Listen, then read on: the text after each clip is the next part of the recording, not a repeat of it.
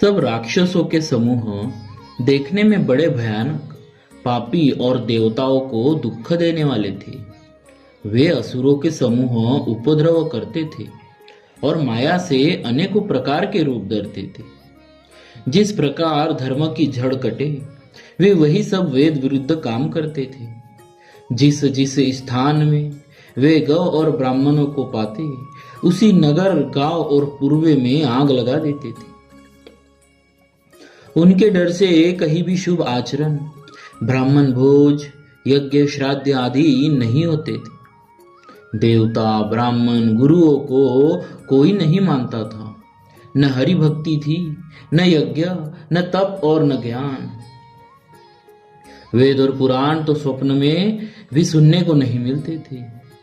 जप, योग, वैराग, तप तथा यज्ञ में देवताओं के भाग पाने की बात रावण कहीं कानों से सुन पाता तो उसी समय स्वयं उठ दौड़ता, कुछ भी रहने नहीं पाता। वह सब को पकड़कर विध्वंस कर डालता।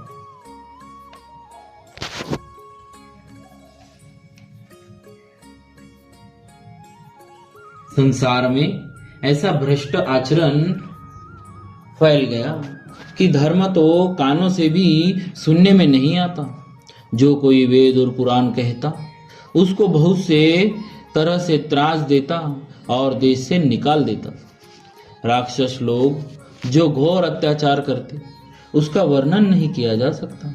हिंसा पर ही जिनकी प्रीति है, उनके पापों का क्या ठिकाना। पराये धन और पराई स्त्री पर मन ललचाने वाले दुष्ट, चोर और जुहारी बहुत बढ़ गए। लोग माता पिता और देवताओं को नहीं मानते थे और साधुओं की सेवा करना तो दूर रहा, उल्टे साधु लोगों से ही सेवा करवाते थे। श्री शिव जी कहते हैं कि हे भवानी, जिनके ऐसे आचरण है, उन सब प्राणियों को राक्षसी समझना। इस प्रकार धर्म के प्रति लोगों की अतिशय ग्लानि, अरुचि, अनास्था देखकर पृथ्वी अत्यंत भयभीत और व्याकुल हो गई। वह सोचने लगी कि पर्वतों, नदियों और समुद्रों का बोझ मुझे इतना भारी नहीं जान पड़ता, जितना भारी मुझे एक परद्रोही, दूसरों का अनिष्ट करने वाला लगता है। पृथ्वी सारे धर्म को विपरीत देख रही है। पर रावण से भयभीत हुई वह कुछ बोल नहीं सकती। अंत में हृदय में सोच विचार कर गौ का रूप धारण कर धरती वहां गई, जहां सब देवता और मुनि छिपे थे। पृथ्वी ने रोकर उनको अपना दुख सुनाया, पर किसी से कुछ काम न बना। जब देवता, मुनि और गंधर्व सब मिलकर ब्रह्मा जी के लोक सत्यलोक को गए, भय और शोक से अत्यंत व्याकुल बेचारी पृथ्वी भी गौ का शरीर धारण किए हुए उनके साथ थी। ब्रह्मा जी सब जान गए। उन्होंने मन में अनुमान किया कि इसमें मेरा कुछ भी वश नहीं चलने का। तब उन्होंने पृथ्वी से कहा कि जिसकी तू दासी है, वही अविनाशी हमारा और तुम्हारा दोनों का सहायक है।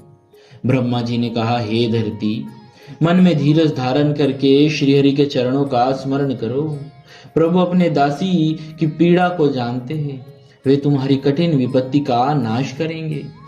सब देवता बैठकर विचार करने लगे कि प्रभु को कहाँ पावे, ताकि उनके सामने पुकार करे। कोई वैकुंठपुरी जाने को कहता था और कोई कहता था कि वही प्रभु क्षीर समुद्र में निवास करते हैं। जिसके हृदय में जैसी भक्ति और प्रीति होती है, प्रभु वह उसके लिए सदा उसी रीति से प्रकट होते हैं। हे पार्वती, उस समाज में मैं भी था। अवसर पाकर मैंने एक बात कही, मैं तो यह जानता हूं कि भगवान सब जगह समान रूप से व्यापक है। प्रेम से वे प्रकट हो जाते हैं। देश, काल, दिशा, विदिशा में बताओ, ऐसी जगह कहाँ है जहाँ प्रभु न हो। वे चराचर में व्याप्त होते हुए भी ही सबके रहित है और विरक्त है। उनकी कहीं आसक्ति नहीं है। वे प्रेम से प्रकट होते हैं। जैसे अग्नि, अग्नि अव्यक्त रूप से सर्वत्र व्याप्त है, परंतु जहाँ उसके लिए अरणि मंथन आदि साधन किए जाते हैं वहां वह प्रकट होती है। इसी प्रकार सर्वत्र व्याप्त भगवान भी प्रेम से प्रकट होते हैं। मेरी बात सबको प्रिय लगी। ब्रह्मा जी ने साधु साधु कहकर बड़ाई की।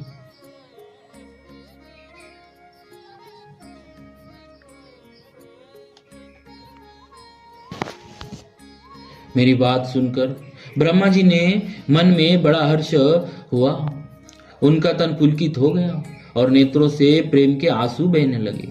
तब वे धीर बुद्धि ब्रह्मा जी सावधान होकर हाथ जोड़कर स्तुति करने लगे।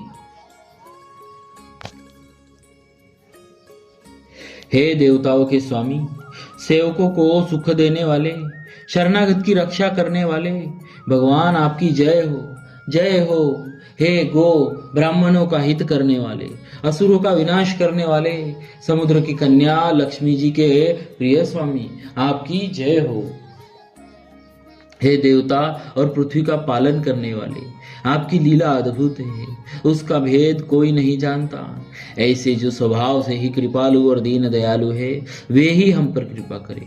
हे अविनाशी, सबके हृदय में निवास करने वाले अंतर्यामी, सर्वव्यापक परम आनंद स्वरूप, अज्ञेय, इंद्रियों से परे, पवित्र चरित्र, माया से रहित, मुकुंद मोक्षदाता, आपकी जय हो, जय हो। इस लोक और परलोक के सब भोगों से विरक्त तथा मोह से सर्वथा छूटे हुए ज्ञानी मुनि वृंद भी अत्यंत अनुरागी प्रेमी बनकर जिनका रात दिन ध्यान करते हैं और जिनके गुणों के समूह का गान करते हैं, उन सच्चिदानंद की जय हो।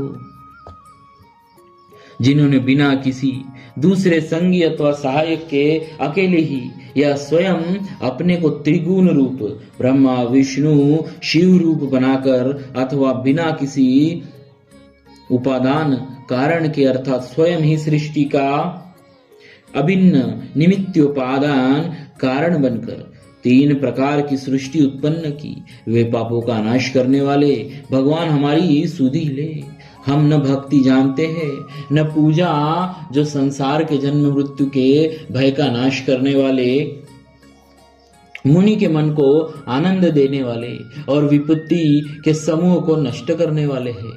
हम सब देवताओं के समूह मन वचन और कर्म से चतुराई करने की बात छोड़कर उन भगवान की शरण आए हैं।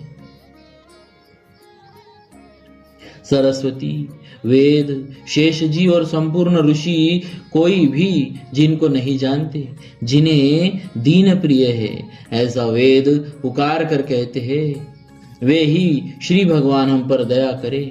हे संसार रूपी समुद्र के मथने के लिए मंदराचल रूप सब प्रकार से सुंदर गुणों के धाम और सुखों की राशि नाथ, आपके चरण कमलों में मुनि सिद्ध और सारे देवता भय से अत्यंत व्याकुल होकर नमस्कार करते हैं। देवता और पृथ्वी को भयभीत जानकर उनके स्नेह युक्त वचन सुनकर शोक और संदेह को हरने वाली गंभीर आकाशवाणी हुई। हे मुनि सिद्ध और देवताओं के स्वामी, डरो मत, तुम्हारे लिए मैं मनुष्य का रूप धारण करूंगा और उदार पवित्र सूर्यवंश में अंशों सहित मनुष्य का अवतार लूंगा। बोलिए श्री सीताराम जी महाराज की जय। भक्तवत्सल श्री भगवान की जय।